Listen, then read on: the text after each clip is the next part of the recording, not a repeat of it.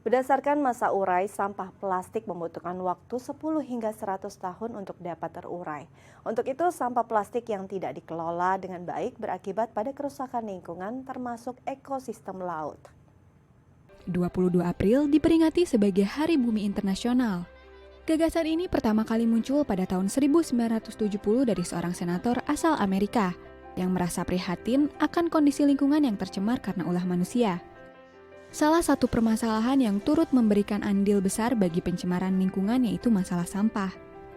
Sampah yang tidak dikelola dengan baik akan menimbulkan berbagai dampak buruk bagi lingkungan.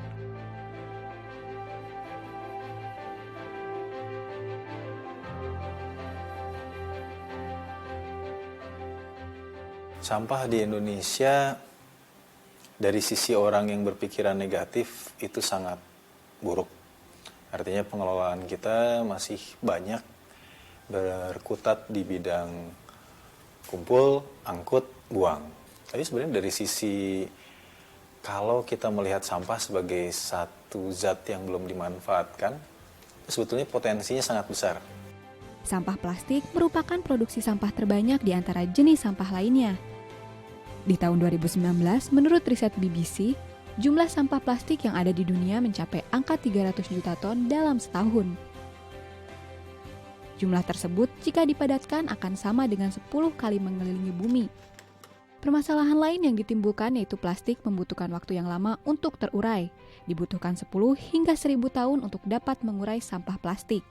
Kantong plastik adalah suatu benda yang bisa kita tolak penggunaannya, bisa kita kurangi penggunaannya untuk bisa menekan angka sampah itu sendiri.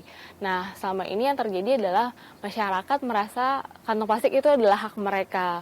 Padahal tidak ada ketentuan bahwa toko atau retail berkewajiban menyediakan kantong plastik. Jadi bisa dibilang mungkin karena sudah terbiasa diberikan secara cuma-cuma, jadinya kalau itu dihilangkan menjadi suatu hal yang melanggar dan tanda kutip hak mereka itu sendiri.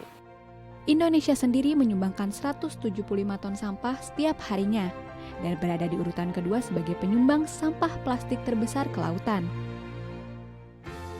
Dunia itu 2050 diperkirakan sumber pangan dunia itu akan diambil dari laut, selain pangan dan juga obat. Nah, bila sekarang laut kita sudah tercemar dan cemaran yang terbanyak itu ternyata malah plastik, ya. Dan ini akan tentu mengganggu ekosistem laut. Hal tersebut tentunya dapat berdampak buruk terhadap ekosistem laut. Seperti halnya pada Desember 2018, seekor paus ditemukan mati terdampar di perairan Wakatobi. Ketika itu ditemukan sampah plastik sebesar 5,9 kg di dalam perutnya. Limbah plastik itu di laut membuat makhluk di laut itu sendiri menjadi mati karena plastik itu kan terurai di laut menjadi mikroorganik, itu memiliki bahan zat kimia yang berbahaya untuk ekosistem laut tersendiri. Makanya sejauh ini masih lebih banyak di laut sih daripada di darat.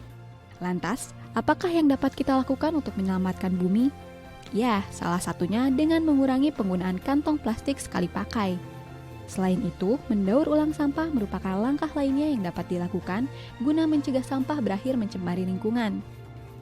Tim Liputan, DAI TV.